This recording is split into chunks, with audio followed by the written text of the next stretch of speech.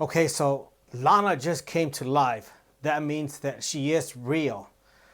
But Lana is a scammer. And also, she is allowing others to impersonate her. Hello, everyone. My name is Edward Paul Reyes, and I am your favorite attorney in the whole wide world. And today we're gonna look at what is it, dating websites. I'm not even sure what to call these, but Lana definitely belongs to them.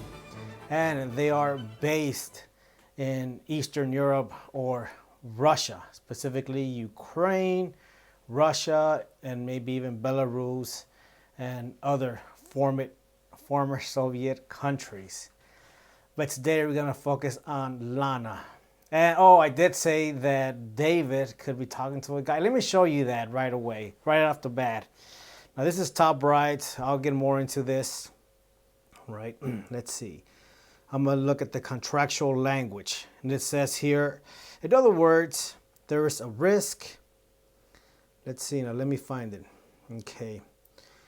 You might be communicating. You see that? You might be communicating with a person different from the person shown on the profile and possibly of a different gender from that person. So in other words, they're saying you might be communicating with a man. And it says so again here, translators and their genders.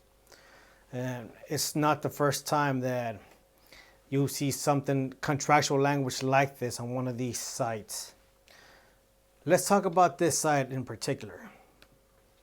This is top right. Now, I'm not saying that Lana belongs to this site. I haven't done a search. Maybe someone out there has. Let me know if she belongs to this. But it's very probable. And I am going to explain some terms here. By the way, does Lana have fake profiles? The answer is yes. How do we know? We know so because on the show 90 Day Fiance, before the 90 days, there was a private investigator, and he said, hey, look, David, this girl here, she has different accounts, using different names. So what does that mean? То девушка, по всей видимости, что это мошеннические действия. He really believes that she's scamming.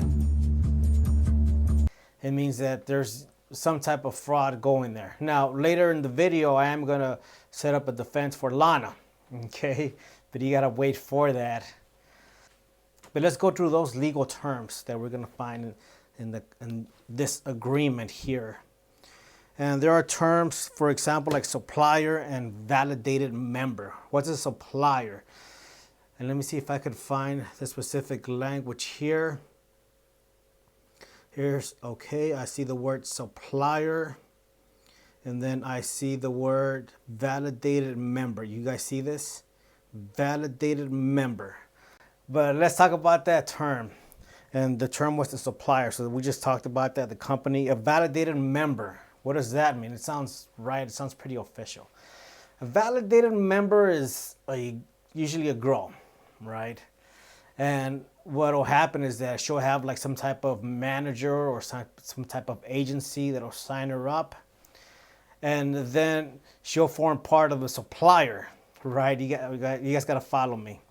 So the supplier will go to the company, like, for example, Top Brides, and they'll say, hey, we have this girl here. Can we put it on your site? Can we put the validated member? So Lana is like a validated member, and she has a supplier or an agent working for her.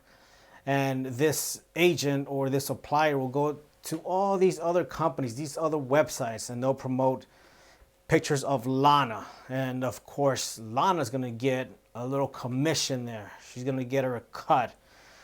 And that is why you see a lot of pictures of Lana and these highly suggested wear, which is in clothes, bikinis, all that. Because she's working, right? She wants to get her commission. So all these girls there you see on that side, they all want Western men to pay for these chats. Because for every message, Lana's going to get some type of commission. When a guy sends a photo Lana's going to get a commission. When the guy sends an emoji with a little kiss, Lana's going to get a commission. Does Lana know that this is going on, or that do these other girls know these, what's the word, validated members? Do they know that they're being impersonated? And the answer is yes, they know that. By the way, it's in the language. Let's look again at the language here. And I'm going to look for the word impersonation. Here it is, communication and impersonation. And it's again right here, look, incentivized communication and impersonation. And that's why I said I can make an argument that it's not fraud, because these companies are letting people know. They're saying, hey, look, here's what we're doing. We're incentivizing the communication, and we're expressly giving you notice that this is happening. It's there in the agreement.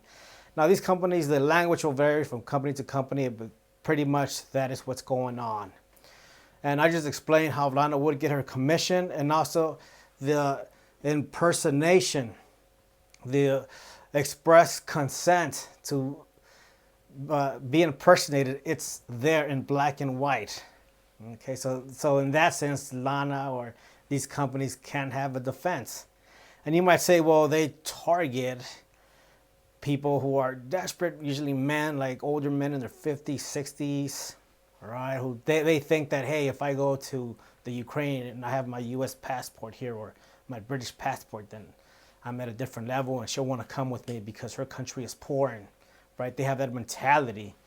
So they are susceptible to fraud.